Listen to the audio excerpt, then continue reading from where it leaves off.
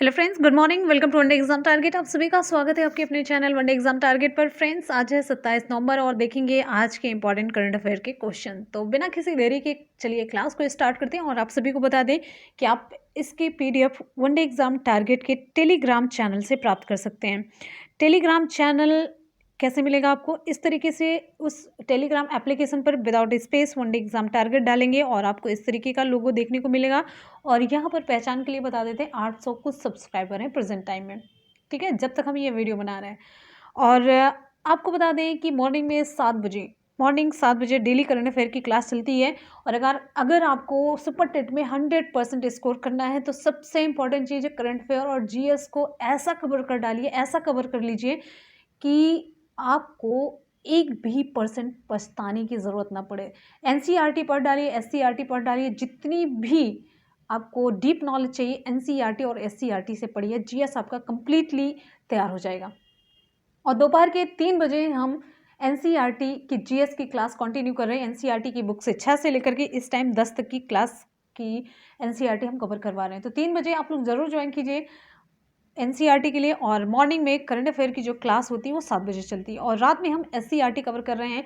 SCERT जो उत्तर प्रदेश सरकार के द्वारा सरकारी स्कूलों में किताबें चलाई जा रही हैं।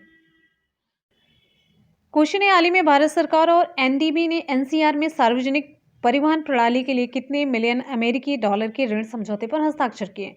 ऑप्शन यहाँ पर हमारा ए सही हो जाता है, 500 मिलियन अमेरिकी डॉलर। तो भारतीय सरकार और new development bank NDB, new development bank यानी कि भारत सरकार और न्यू डेवलपमेंट बैंक द्वारा एनसीआर में सार्वजनिक परिवहन प्रणाली के लिए 500 मिलियन अमेरिकी डॉलर का ऋण समझौता किया गया। तो एनडीबी ने और भारत सरकार ने Delhi, Ghaziabad, Meerut regional rapid transit system project के लिए ये पूरे 500 मिलियन अमेरिकी डॉलर का ऋण समझौता किया है। और आपको बता दें ये क्या काम करेगा। तो ये रीजनल रैपिड ट्रांजिट सिस्टम राष्ट्रीय राजधानी क्षेत्र एनसीआर में तेज, बेहतर, सुरक्षित और आरामदायक सार्वजनिक परिवहन प्रणाली प्रदान करेगा ये, ठीक है। और आपको यहाँ पर बता देते हैं जो एनसीआर है दुनिया के सबसे बड़े शहरी समूहों और भारत का एक प्रमुख आर्थिक केंद्र माना जाता है राष्ट्रीय राजधानी क्षेत्र, नेशनल कैपिटल रीजन। और आपको बता दें एनसीआर के दिल्ली, गाजियाबाद, मेरठ कॉरिडोर में अनुमानित दैनिक यात्री लगभग कितने हैं? तो 0.69 मिलियन है, जिनमें से 63% आवागमन के लिए निजी वाहनों का उपयोग करते हैं। और वाहनों की संख्या में तेज वृद्धि से एनसीआर को दुनिया के सबसे प्रदूषित क्षेत्रों में से एक बना दिया है। तो आप ये भी जानते रहिए जो फैक्ट हम आपको बता रहे हैं। और आपको बता दें 2030 तक एनसीआर दुनिया में सबसे अधिक आबादी वाला शहरी समूह बन जाएगा, जिससे आवास, जल आपूर्ति, बिजली और परिवहन जैसी बुनियादी ढांचे पर दबाव बढ़ने वाला है। कुछ इंपॉर्टेंट फैक्ट जान लेते हैं। New development bank NDB, new development bank का मुख्यालय कहाँ पर है? चीन के शंघाई में। तो चीन के शंघाई में है इसका मुख्यालय। न्यू डेवलपमेंट बैंक के अध्यक्ष कौन है? तो मार्कोस ट्रायजो, ठीक है। आ जाते हैं हम अगले क्वेश्चन पर। नेक्स्ट हमारा क्वेश्चन आप सभी की स्क्रीन पर। हाल ही में world wide cost of living index 2020 किसके द्वारा जारी किया गया? बहुत ही इंपॉर्टेंट क्वेश्चन है, बहुत ही ज़्यादा इंपॉर्टेंट क्वेश्चन, और साथ साथ में हम इसके बारे में आपको डिटेल में भी बताएंगे। तो ऑप्शन यहाँ पर हमारा सही हो जाता है ऑप्शन ए, EIU के द्वारा। तो EIU के द्वारा world wide cost of living, WCOL इसका शॉर्ट फॉर्म है, 2020 का ये इंडेक्स जारी किया गया है EIU के द्वारा। EIU the economist intelligence unit, लिख देते हैं द इकोनॉमिस्ट इंटेलिजेंस यूनिट। तो द इकोनॉमिस्ट इंटेलिजेंस यूनिट ने साल 2020 के दुनिया के सबसे महंगे शहरों की सूची world wide cost of living जारी की है। ये किस पर आधारित है? जो इनकी जीविका लागत पर आधारित है कि जीने के लिए इनकी लागत कितनी लग रही है। और ये सूचकांक जो जारी किया गया है, कितने शहरों को इसमें शामिल किया गया? तो 133 शहरों को इसमें शामिल किया गया, जिसमें आपको बताते हैं शीर्ष स्थान पर कौन है। तो चीन का हांगकांग, चीन का हांगकांग, ये हांगकांग कहाँ पर है? चीन में, ठीक है। फ्रांस का पेरिस, ये पेरिस कहाँ पर है? फ्रांस में, ठीक है। और ज्यूरिख, ज्यूरिख कहाँ पर है? ये है स्विट्जरलैंड में। कहाँ पर है? स्विट्जरलैंड में। ये सबसे महंगे शहरों के रूप में शीर्ष स्थान पर है। क्लियर है? और यहाँ पर आपको बता दें, अब आपके दिमाग में उठ रहा होगा जब ये सूची जारी की गई तो इस सूची में सबसे सस्ते शहरों के रूप में अंतिम स्थान पर कौन 3 रहे? तो अंतिम स्थान पर भी आपको बता देते हैं। तो चलिए नोट करिए, दमिश्क, ये दमिश्क किस देश का है? सीरिया। फिर है ताशकेंट, ये कहाँ का है? उज्बेकिस्तान। फिर है लुसाका, ये कहाँ का है? जाम्बिया। एक मिनट, जाम्बिया लिख लीजिए, ठीक है। इस सूची में सबसे सस्ते शहरों के रूप में अंतिम 3 स्थान पर रहे। और आपको बता दें कि इसमें किस चीज़ को ध्यान में रख करके बनाया गया है? तो इसमें वस्तुओं को ध्यान में रख करके बनाया गया, और इसमें भी 138 मेनली 138 वस्तुओं की कीमत को ध्यान में रख करके तैयार किया गया है, जो जीवन बिताने के लिए हर दिन उपयोग की जाती हैं। और आपको यहाँ पर बता दें, इकोनॉमिस्ट इंटेलिजेंस यूनिट का मुख्यालय कहाँ पर है? यूनाइटेड किंगडम लंदन में, ठीक है। और इकोनॉमिस्ट इंटेलिजेंस यूनिट की स्थापना कब हुई? 1946 में, 1946 में। क्लियर है? तो डिटेल में सारी चीज़ें हम आपको बता रहे हैं। एक बार जितने भी स्टूडेंट वीडियो को देख रहे हैं फटाफट से वीडियो को लाइक कर देंगे और दोस्तों में लिंक को शेयर करना बिल्कुल भी ना भूलें। आप सब थोड़ा सा सपोर्ट करेंगे तो हमारा भी मोटिवेशन बढ़ता रहेगा और हमें भी अच्छा लगेगा, ठीक है। चलिए अगले क्वेश्चन पर आ जाते हैं। नेक्स्ट हमारा क्वेश्चन है, हाल ही में किस राज्य की राजधानी के पुलिस स्टेशन को ISO का सर्टिफिकेट मिला? ऑप्शन यहाँ पर हमारा सही हो जाता है ऑप्शन सी, नागालैंड की राजधानी कोहिमा। नागालैंड की राजधानी है कोहिमा। इसके उत्तर पुलिस स्टेशन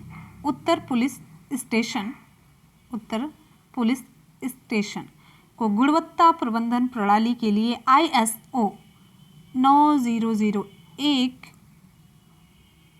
ये 9001 2015 ये सर्टिफिकेट इसे प्रदान किया गया है। ISO का ये सर्टिफिकेट है, ऐसे ही दिया जाता है।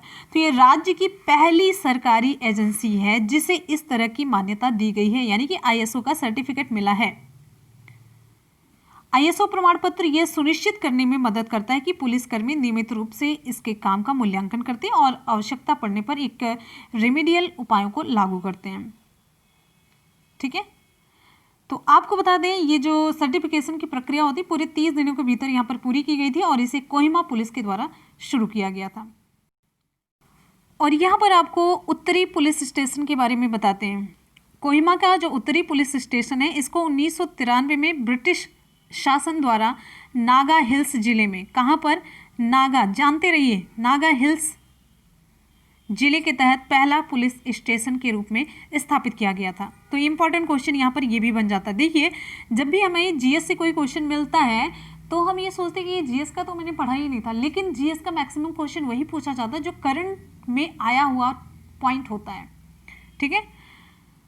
और पुलिस स्टेशन राज्य की राजधानी के केंद्र में स्थित है और इसका नेतृत्व एक निरीक्षक रैंक के अधिकारी, प्रभारी और 88 अन्य रैंक के अधिकारी करते हैं। ध्यान दीजिएगा।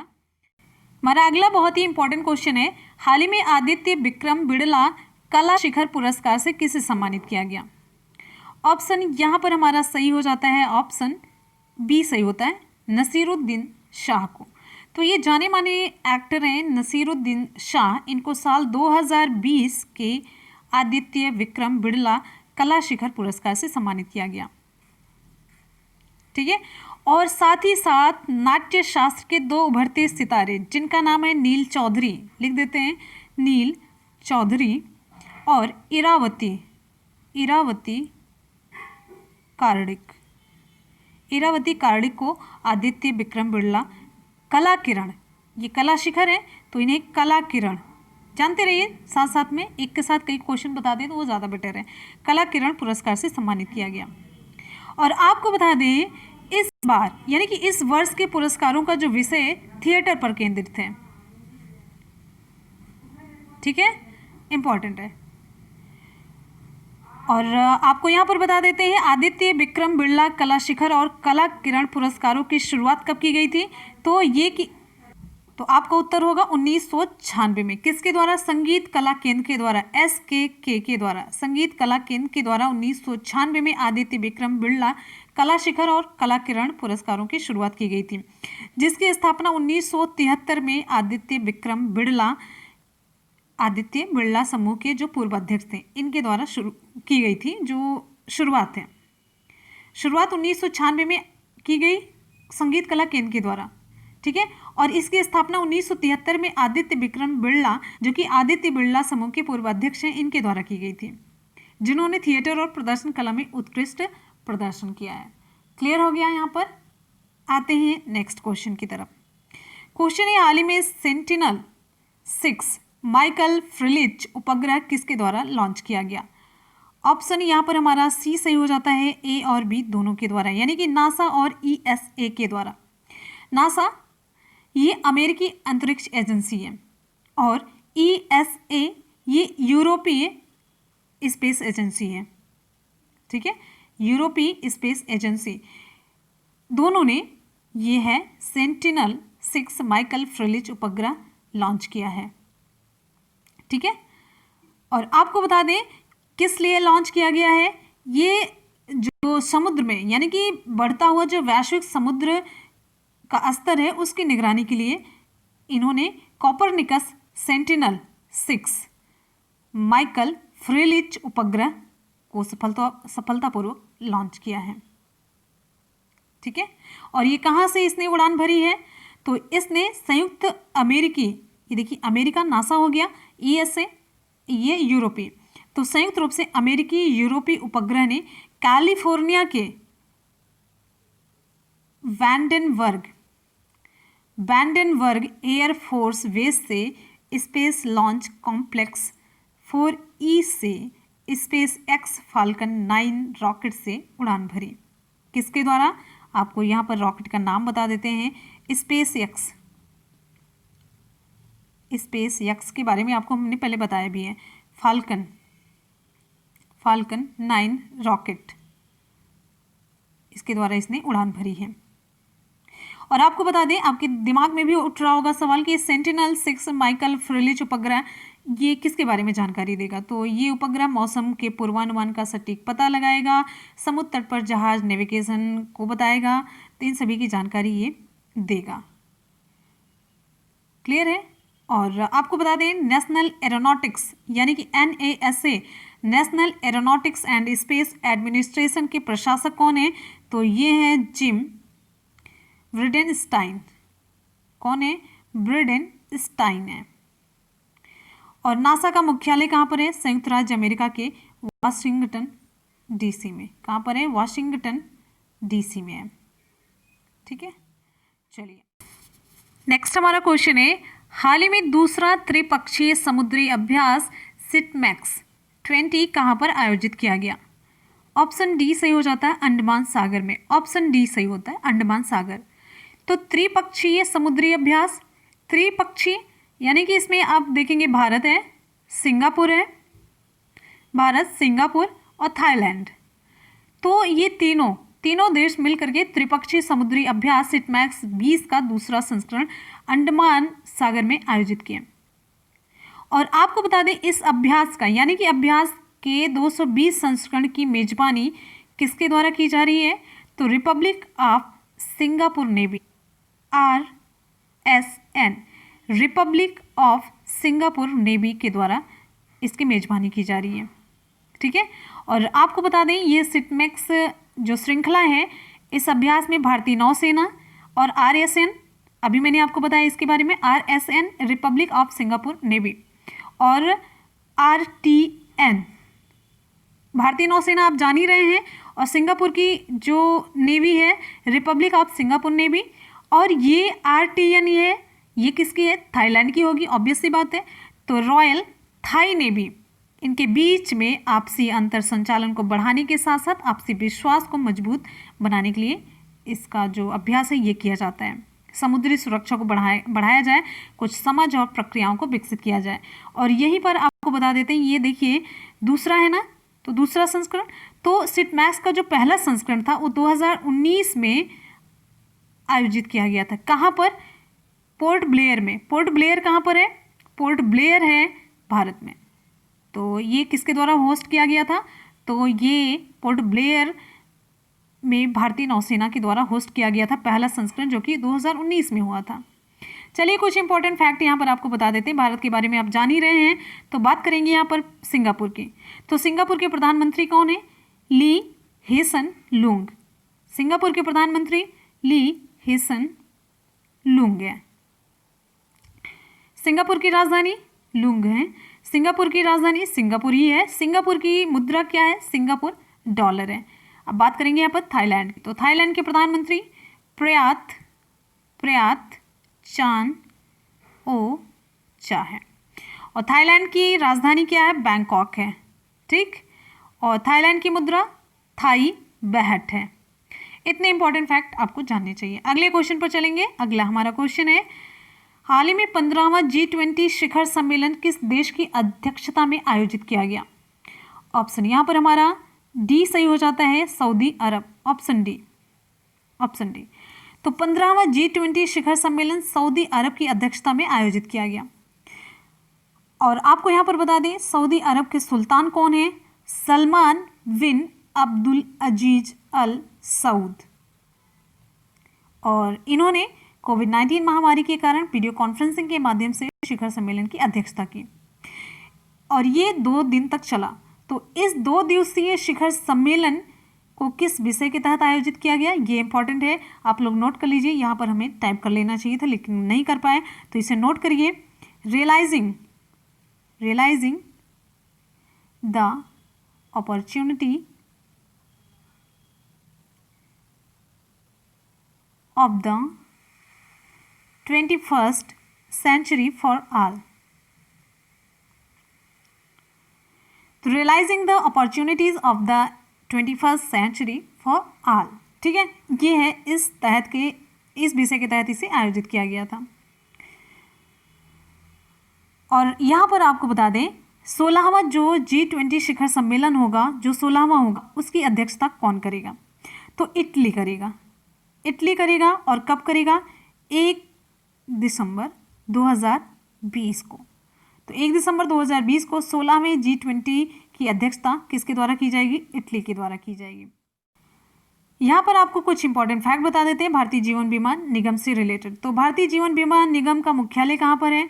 महाराष्ट्र के। कहाँ पर है? महाराष्ट्र के मुंबई में है। ठीक है। और भारतीय जीवन बीमा निगम के अध्यक्ष कौन है? M.R. कुमार हैं। और भारतीय जीवन बीमा निगम की स्थापना कब हुई? 1 सितंबर 1956 को।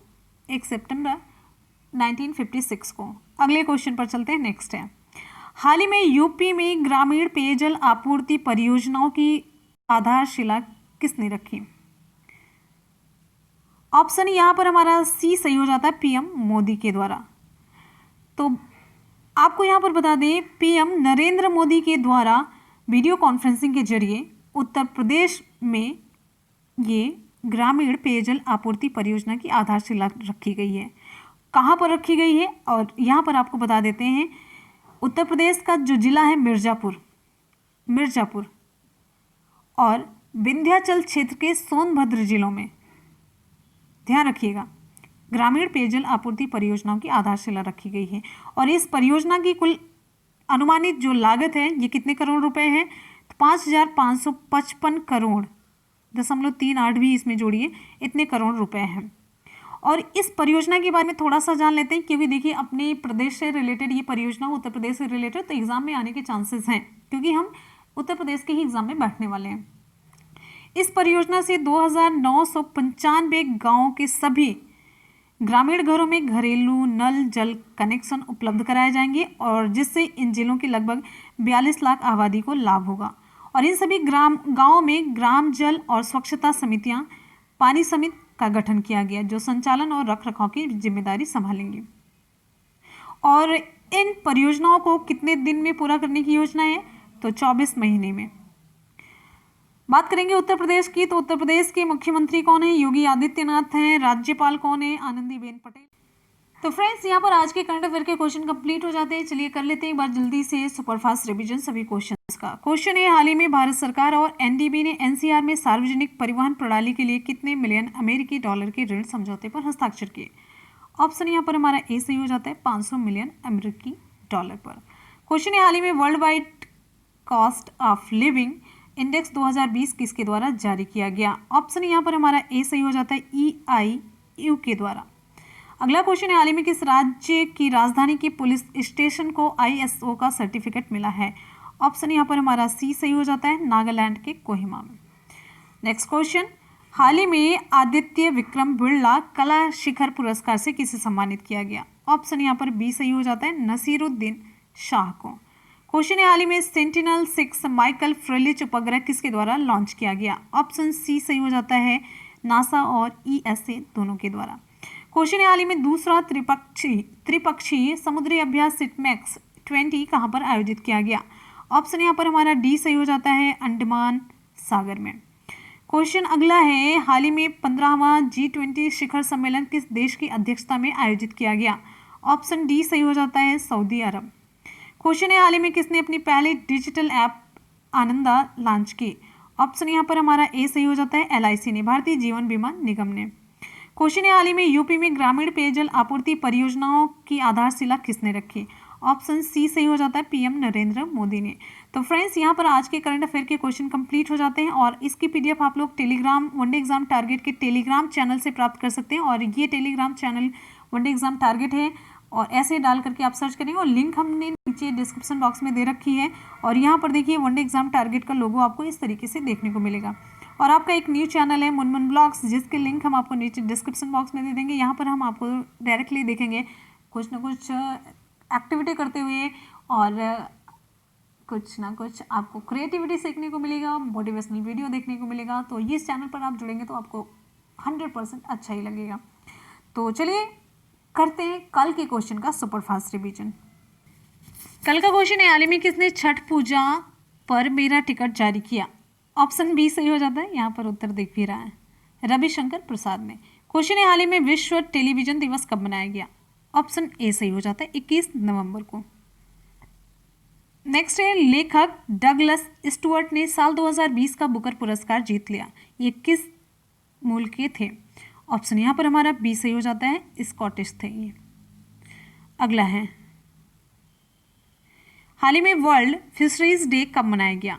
ऑप्शन डी 21 नवंबर को।